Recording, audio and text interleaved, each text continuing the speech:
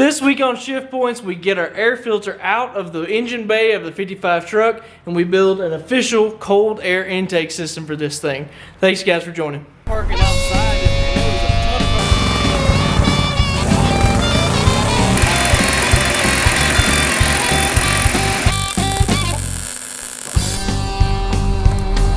of He started this project. Found a piece of brass he's gonna take.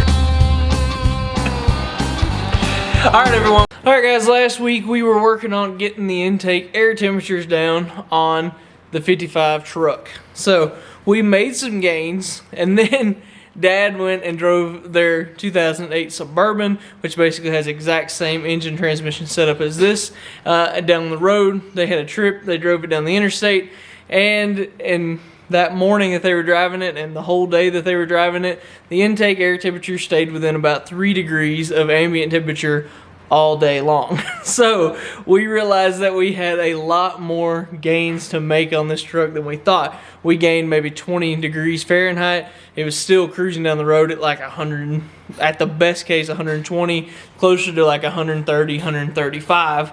And that's a lot compared to what we were getting on just a regular old stock like Suburban or Tahoe. So we decided that we're going to figure out a way to make a cold air intake for this truck. So let's dive in here and look at this, and I want to remind you guys of some of the things we ran into when we were working on this truck the first place and why we went with the intake setup like we did initially. So if you guys will remember, there is very little space inside of this truck. There's really little space in it no matter what you put in it.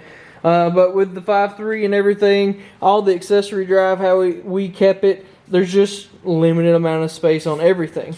And if you'll remember specifically, there's very limited space between the fan and the belt drive here. So if we turn on that and look at it, we only have, you know, at its tightest point here, we've got we've got about 3 or 4 inches at the most from the rear of the fan to the front of the engine. So there's just not a lot of space, and there's a lot of stuff packed in here. Lower radiator hoses using the auto plug units. We mounted up the transmission cooler, so we have a lot of the space up here in the front filled up with the giant transmission cooler we put on this thing. So there's just a lot of stuff packed in here. So basically, when you looked at the intake, this was at the time when we were trying to get this thing ready for power tour. This is just what we came up with. It was just simple, it was easy. One elbow off the throttle body into this tube, set the filter right here. That put the filter up here and basically setting in an oven with all the heat rising to the top of this hood. On a hot day, this is just a regular old steel hood. Heat coming down from the sun, heat from the engine literally just turns this thing into an oven in here. So the gains that we made were helpful, but definitely not as good as we wanted it to be compared to a regular stock intake.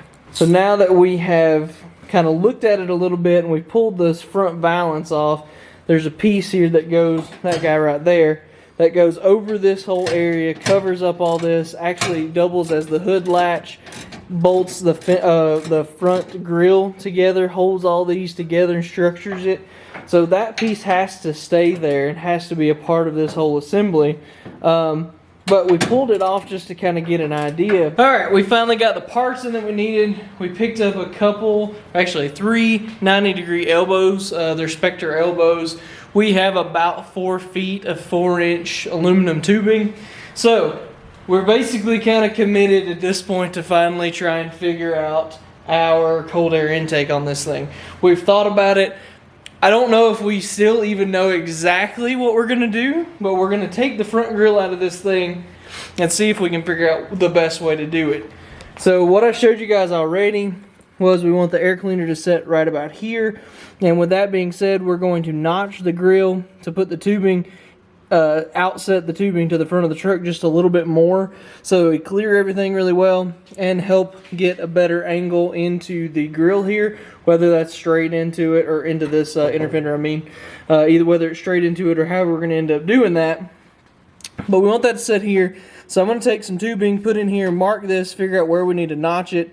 Then I'm going to go in here and take the bolts out, set this front section of the grill out, and then that will let us kind of figure out what we want to do, I think. So basically we're gonna do it. We just gotta figure out exactly what we're gonna do after we get a little bit more space cleared up so we can see what's going on. All right, got the grill pulled off this thing, and we have suddenly gained a lot more access than we had.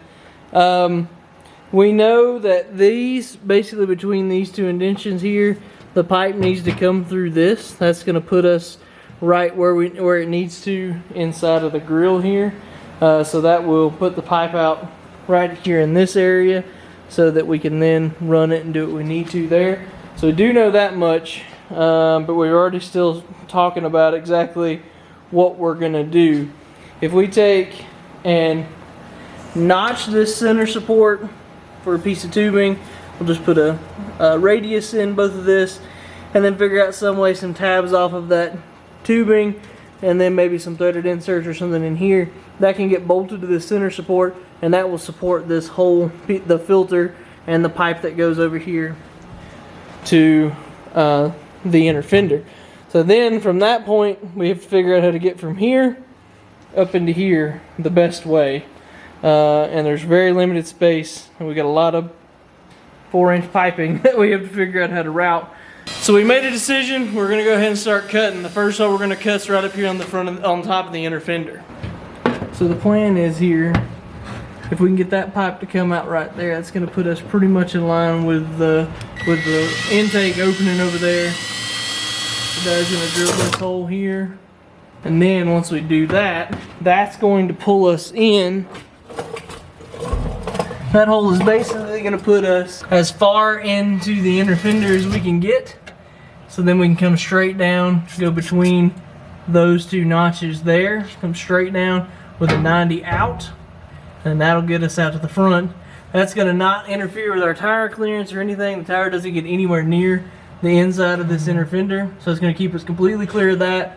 So that's the first hole we're going to drill, is right up here. Second one will be right down here, as close as we can.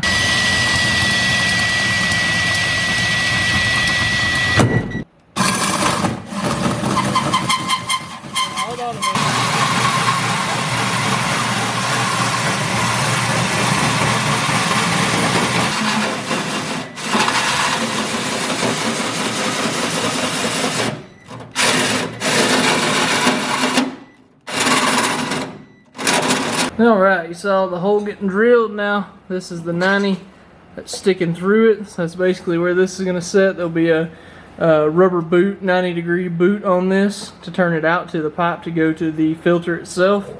And we stuck the tire back on here just to see how close we're going to get. And we're not going to get anywhere near close, really. So I know this is going to go on up whenever we lower it. It's going to come out a little too, and then it's not going to be, we could not have tucked it any more up in there and got any more room. So this is going to work out really well. You can see the hole there. There's the 90. We have to decide what the unit between these two, the best way to connect them, but this is definitely how it has to be. And after we kind of got up the nerve to drill the holes, everything got it lined up really well.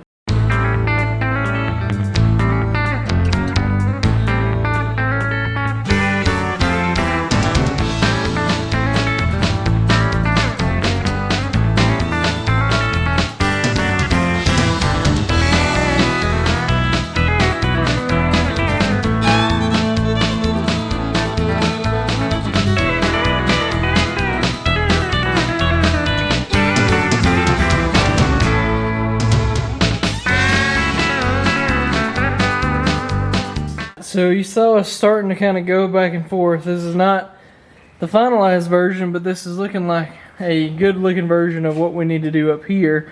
So we've got a 90-degree elbow coming out into this 60-degree pipe, and then into another 90, and then that is coming through the inner fender here, and it's coming down relatively straight at this point, and then the 90 there that Dad has will come through kind of a bullhorn and stick up here and meet that. And then we have a straight coupler to couple those two together.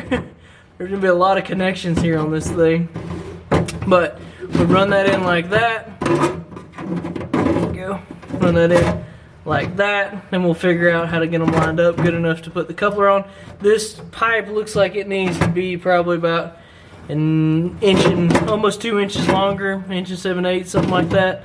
And then once we have that all connected up, that'll kind of get us through all of the kind of the hard part, and then out here to where we can start working on figuring out where the filter is going to mount.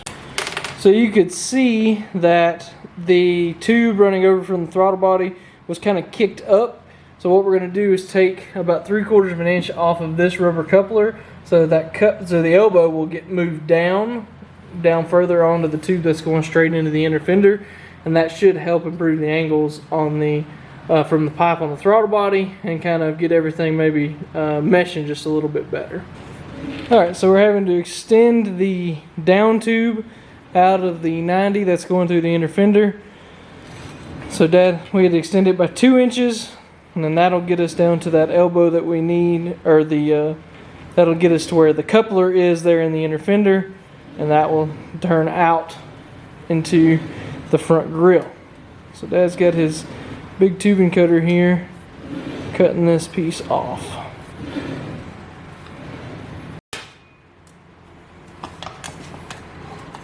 The hardest part we think is complete. Ignore these will go back on this side of the tube. This is pretty much how it's going to end up being. We've got that 90 out of the throttle body into this 60-degree piece of pipe, into another 90, then that comes through the inner fender. This coupler here, so you got a pipe straight down into that coupler, which goes into the 90 out into the grill, into this rubber 90 here.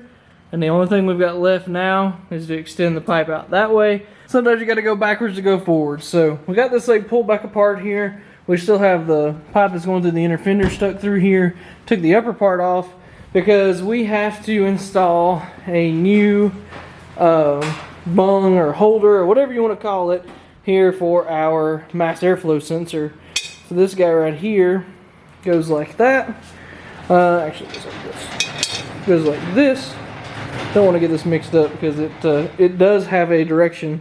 You have to have this pointed in the direction of flow, and that's because the actual cartridge mass airflow sensor like this, you can see the arrow on it, also has a direction of flow, and that's because right there is where the sensing is done, and this side has nothing. So we had to make sure we put that stuff in the correct direction. So I went ahead and put it up there, made sure we had plenty of wire to plug it in, which I knew we would, but this is basically exactly the same location that the other one was, just on a different pipe, of course. So we are going to get this thing put in place and get it ready to go.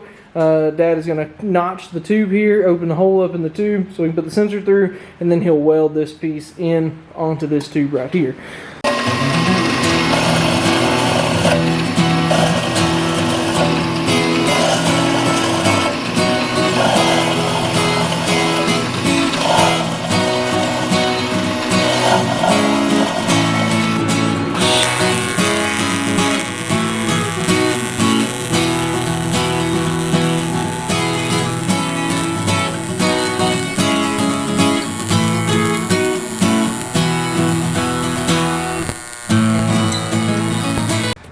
So we took a piece of our extra pipe that we have here. It was just a little shorter than the bars in the grill. Stuck it in there, laid it in there, and got us a starting radius that we can cut out of this. If we can get that much cut out, then we can get both sides of this trimmed, and then that'll get us good on this, and we'll be ready to put some tabs, cut a new piece over here, put some tabs on it, and then be able to bolt it into this brace here.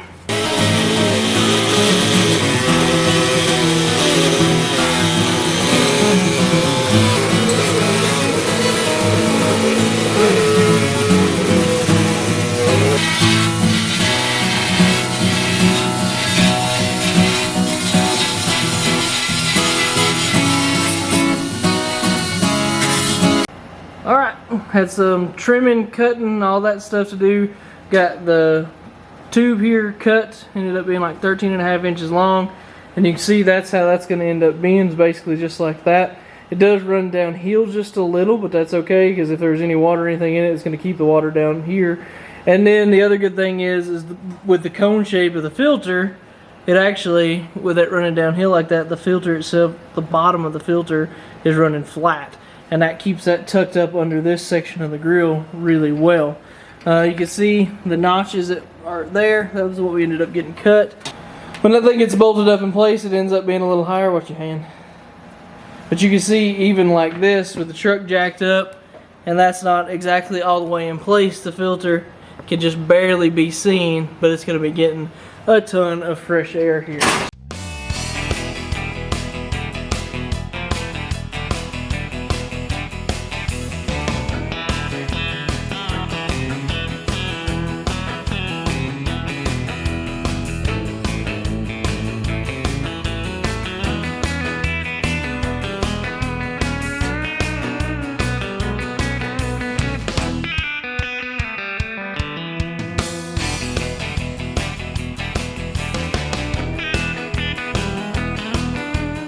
You guys saw us get the grill put back in this thing, and kind of off camera while we tried to kind of get this thing wrapped up, we got everything connected up, and it turned out exactly how we wanted it to. So if we come in here and look, here's the tube. There's 2 tabs off of that tube that come off right here, and you can see those are screwed into the upright bar here in the center. Just using self-tappers. There's one on each side there. That bar comes through here. It got clamped into that elbow there, and then the filter itself is clamped right here. So that sits right out here. It's super solid. And if we get down here, you can just, if we zoom in a little, you can just see the filter there if you get down here under it. But if the truck is at ride height and you're looking at it, you never see it at all. So this should make a massive, massive difference. We've got all these clamps tight, so just to remind you, we have this coming out here through the inner fender down here. You can see the tube there, straight down into a coupler, elbow, and then out into this right here. So we got a little bit more length of tube for sure, but the filters right here should really decrease our air intake temperatures how we really wanted it to in the first place. One thing I did forget to mention, we replaced all the old clips that was in this grill with the new, these are ball camp from the Napa store, threaded inserts or clips here, sheet metal clips, and man, this has completely changed how this thing goes together. A lot easier to go together and way more solid than it's ever been. There's a ton of bolts in this thing. There's like 4 over here, 4 over here, 3 here, 3 here, 2 up there, 3, maybe 3 up here. There's a ton of bolts that holds this thing together, and getting those new clips and the new bolts in that thing really locked this down, and it's going to lock down this balance panel way more than it was. And we thought it was pretty okay to begin with, but it's way better now. Get this thing down on the ground and take it for a drive. It's actually sunny right now. It's supposed to rain for the next like 3 or 4 days, so we're going to get this thing down, drive it, and see how we did. Alright, ambient air temperature is about 74 degrees right now here in the shop. Dad's going to back this truck out. We're going to take it down the road. We'll hook up the same schedule we had last time we were working on this so that we're getting a direct comparison. Kind of been scratching our head a little bit here. We did get them to come on down. The intake air temperatures are on down right now, going down the road after we've driven for a little while. It's at like 97 degrees. We've seen it as low as 92. It's still a little weird though, because we're expecting that to be a little lower than it is, especially that air cleaner right out there. But we've gained about 60 degrees. The other thing that's weird about it is as soon as we plugged in the tool, as soon as we backed it out, the intake air temperatures were already 91, even though we know it was 74 degrees in the shop. So we feel like that should be closer. So I don't know if we have a sensor that's giving a little bit of a wrong reading or what's going on there. So we're going to have to dig into that a little bit more, but yeah, so we're down to 95 right now. I don't know, we're definitely making improvements, so I should be happy that we've gained another 25 or so degrees intake air drop with this new system, but I was just expecting more. So we're going to dig into this some more and just see what we can find out about the sensor and things like that. So if you guys know, put it in the comments and that will help us out a lot. Well, the last time you guys saw us, we were driving this thing and we realized we had something weird going on. Going down the road, and mainly when we first fired the truck up, within just less than a minute of the truck running, our intake air temps were already at 93 degrees. And we knew that could not be right. And then going down the road with this air filter out here in the grill like this, The coolest we could get it was 91. Knew there was something wrong, so we went through a bunch of troubleshooting yesterday to figure this out. I reached out to Matt Evans, the guy who tuned this truck and the guy that we kind of lean on a lot when it comes to this stuff because we're still pretty new to all of it, and talked to him about it. He sent over a couple of different tunes that we put in the truck, and we were still getting temperatures. At one point we got it to where you turn the truck on and sitting here, not even running, it would show an intake air temp of 160. So we went through a bunch of different versions of troubleshooting, and then finally I kind of threw my hands up and went home yesterday. And Dad, we got one tune in it that was basically the parameters for an LS7, which is what that filter or what that mass airflow sensor is out of. He was able to put the resistance values in there, and everything was close, but it was still showing 82 degrees when it should have been 72. That's what everything was showing. Our laser gun on the intake was showing 72. The radiator was showing 72. The actual thermometer we have in here is showing 72. We should have been seeing intake air temps of 72 at that time because the truck wasn't running, but it was showing 82. So I left that tune in it and went home. Dad got online into the magic world of the forums and found a guy who said you could basically reset, recalibrate. I don't know exactly what you want to call it, but basically what you do is unplug the sensor, start the truck, and let it run for about 15 seconds. So he did that, unplugged the sensor, started the truck, let it run for about 15 seconds, and then went in and plugged the sensor in. And then after that, this thing has read spot on. So Dad actually took it out yesterday evening. It was almost dark. He took the truck out to drive it some, and got some really, really good results. So let's take this out one more time on this video and kind of see what results we get on a day like today when it's kind of cool out. I don't know exactly what ambient is. I'll check before we leave. But let's take this thing out and let's see the actual results that we got after we got rid of our offset from this sensor being miscalibrated. So before we backed this thing out of the shop, I went ahead and hooked up our scan tool into this. Right now it's 72 degrees here in the shop again, and if we turn this around here, the sensor's actually reading, before we ever pull it out of the shop, 73. So we're within 1 degree of what it actually is, which is definitely a win, especially when we were 16 degrees off of this the other day. So let's go ahead and pull it out and take it for a drive and see what we get when we go down the road now. Today is a pretty cool day. It turned cold again on us here for hopefully maybe the last time this year. But anyway, ambient temperature is running just about a little over 50 degrees here today, right now as we're going down the road. And then as we're going down the road here, this is after we've been driving a few miles now. Driving a few miles now, kind of getting everything where it needs to be.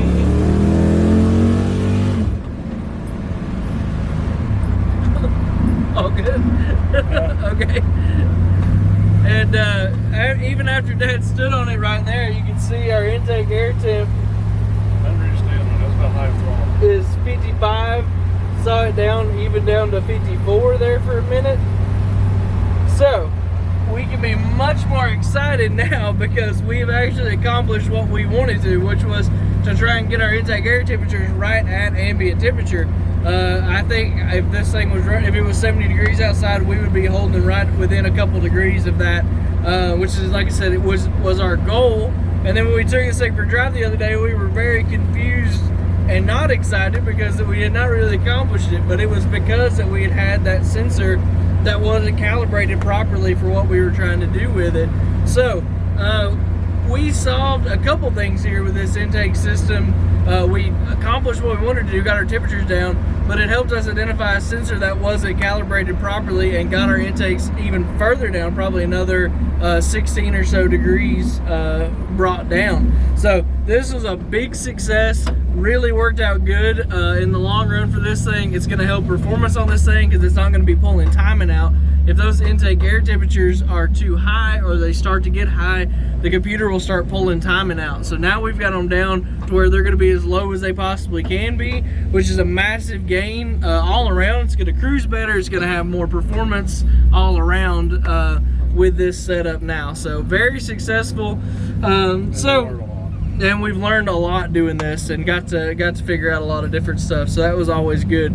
So I think that's gonna wrap us up for this week. I'll wrap us up here in the truck. Thank you guys so much. I hope you enjoyed it. I hope that you learned something here with this LS7 sensor, as well as kind of what you could do building cold air intakes for these. Sometimes it might take quite a bit of work, but at the end of the day, it is definitely worth the effort to get this performance way better. So we know that putting the filter right there in the hood is by far the easiest thing to do, but performance-wise, this is going to be way, way better.